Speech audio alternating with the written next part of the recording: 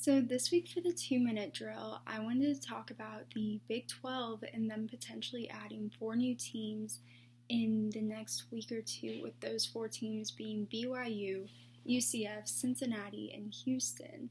And the reason why I wanted to talk about this is that the Big 12 has been in the news a lot recently, especially with the news that both Texas and Oklahoma are leaving the Big 12 to join the SEC.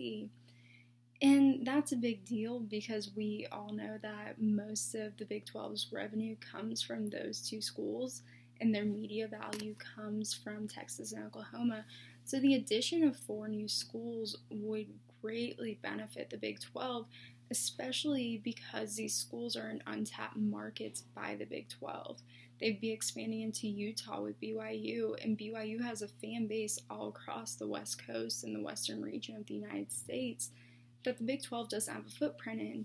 Then they'd also be expanding into Florida, where they have UCF, which has a large fan base, and they would have a footprint there where both the SEC and the ACC do, so they could compete for those viewerships.